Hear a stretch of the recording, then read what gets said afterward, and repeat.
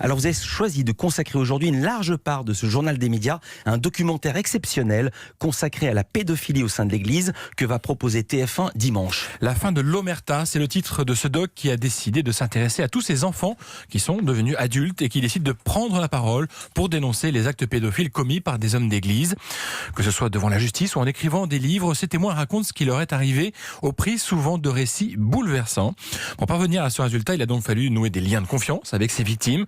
Maude Gangler de CAPA a ainsi mis 9 mois pour boucler son enquête. Louise Bernard l'a rencontrée pour Culture Média. Elle explique la difficulté d'un tel reportage. Même si les victimes ont envie de parler, ça reste tabou, ça reste très douloureux et on n'aborde pas le sujet de la pédophilie dans l'Église comme un autre sujet. C'est-à-dire qu'il y a eu beaucoup de temps hors caméra où je suis allée voir les gens pour faire connaissance, les approcher, savoir s'ils accepteraient de parler. Et on met pas la caméra sous le nez de victimes aujourd'hui adultes ou encore enfants, puisqu'on a dans le film des victimes présumées de prêtres qui sont encore mineurs aujourd'hui. Donc il faut du temps pour approcher ces personnes-là et faire un film sensible. Cette enquête est une commande de TF1 qui la diffusera dans sa case Grand Reportage, donc juste après le 13h d'Anne-Claire Coudray dimanche. Une tranche regardée en moyenne par 3 400 000 téléspectateurs chaque semaine. On écoute à nouveau la réalisatrice sur l'importance justement de cette belle fenêtre d'exposition. Je pense que ça a une vertu pédagogique très importante. C'est une case regardée par les familles.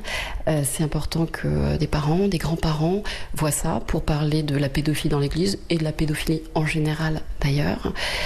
Et par ailleurs, je pense qu'il y a encore énormément de gens qui n'ont pas parlé de ce qui leur est arrivé.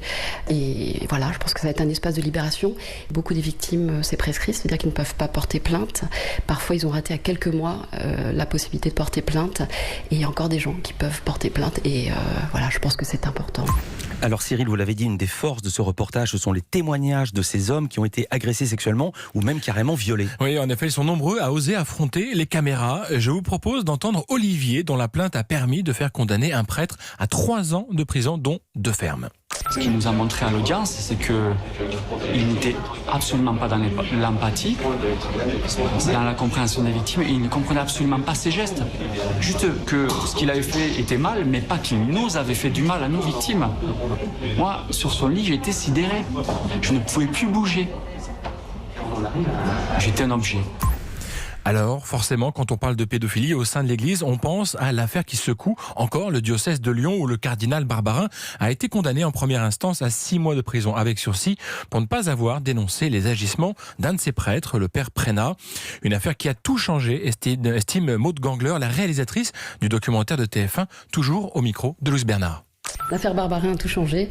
La parole libérée avec François Deveau et les autres dans l'affaire Prénat a tout changé. C'est-à-dire que moi, les victimes avec lesquelles j'ai parlé ont été enfermées dans le silence pendant des décennies. Et quand je dis des décennies, c'est pas 10 ans, 20 ans, c'est 50 ans pour beaucoup. Et le fait d'entendre François Deveau et les autres, donc dans l'affaire Prénat et Barbarin, ça a déclenché quelque chose chez eux, quelque chose d'extrêmement fort, et ils sont presque tous là dans un mouvement inverse, ce besoin de parler, parce qu'en fait, pour beaucoup d'entre eux, ce sont des gens qui allaient très mal, des histoires très dures, et il y a ce besoin de libérer qui est vraiment venu avec l'affaire Barbarin-Prénat. Oui. Alors l'Église, dans tout ça, comment a-t-elle réagi à ce documentaire? Comment a-t-elle pris l'enquête de la réalisatrice?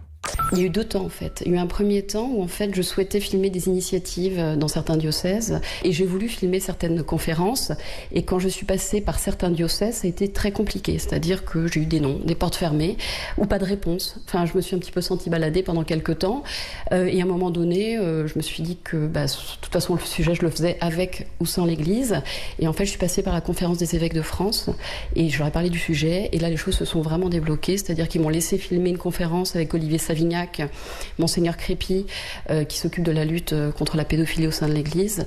Dans un second temps, en tout cas, ils m'ont plutôt accompagné dans la démarche. Pédophilie dans l'Église, c'est un documentaire à voir dimanche à 13h30 sur TF1.